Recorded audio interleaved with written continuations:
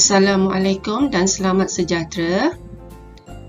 Pada hari ini kita akan belajar tajuk Pantulan Cahaya, Sains tahun 4, Unit 5. Apabila melihat cermin, kita dapat melihat imej kita terbentuk pada cermin. Fenomena ini dinamakan pantulan cahaya.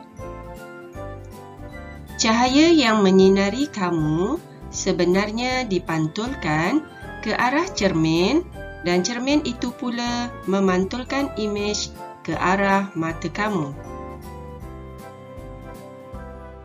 Di sini ialah beberapa contoh fenomena pantulan.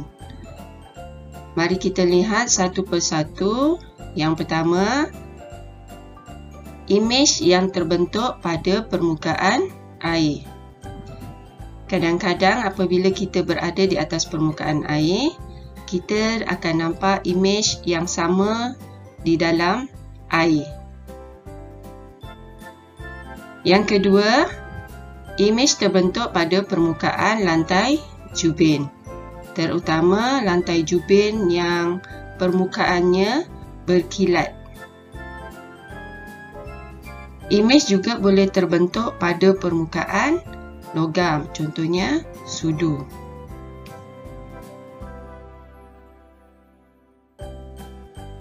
Tentu kamu pernah melakukan aktiviti seperti ini, di mana kita menggunakan cermin ketika ada matahari dan cahaya akan dipantulkan ke suatu permukaan yang lain. Apabila cahaya mengenai sesuatu permukaan, cahaya akan melantun atau memantul seperti fenomena di atas. Pantulan cahaya dipengaruhi oleh keadaan sesuatu objek. Biasanya permukaan yang licin, keras dan berkilat seperti cermin adalah pemantul yang baik. Pantulan cahaya sangat berguna dalam kehidupan seharian kita. Mari kita lihat apakah kegunaan pantulan cahaya dalam kehidupan seharian kita. Antaranya ialah cermin sisi yang membolehkan kita melihat objek di belakang dan sisi kereta, ataupun cermin cembung.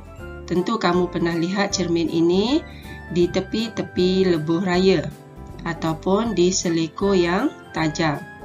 Cermin ini membolehkan pemandu melihat kenderaan lain yang terlindung daripada pandangannya untuk mengelakkan kemalangan.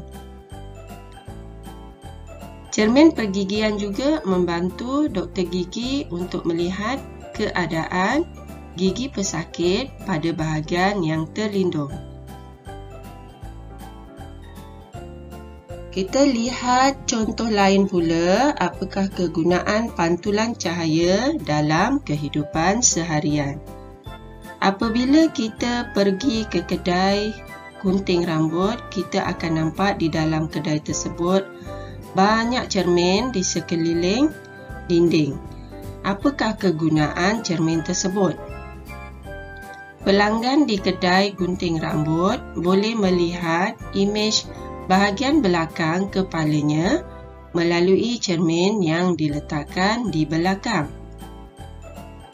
Kapal selam, di dalam kapal selam terdapat periskop. Tentera laut boleh melihat objek yang berada di permukaan laut dari dalam kapal selam dengan menggunakan periskop. Dua cermin dalam periskop akan memantulkan cahaya dari objek yang terhalang ke arah mata pemerhati. Manakala di kedai kasut, pelanggan di kedai kasut boleh melihat imej kasut yang dipakai melalui cermin yang diletakkan pada bahagian bawah. Di sini, saya telah menyediakan satu uji kaji untuk menunjukkan gambar rajah sinar pantulan. Apabila cahaya terkena pada permukaan yang rata dan licin seperti cermin muka, cahaya tersebut akan dipantulkan. Fenomena ini boleh dilukis dalam bentuk gambar rajah sinar. Mari kita lihat bagaimana sinar pantulan ini terbentuk.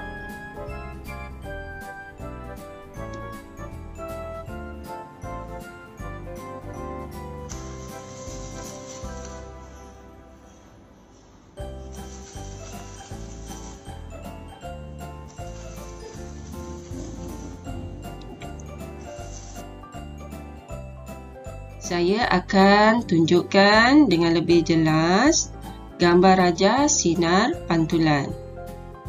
Cahaya yang dituju pada permukaan cermin akan dipantulkan dari permukaan cermin. Ini saja untuk hari ini. Diharapkan murid-murid telah faham tentang tajuk pantulan cahaya.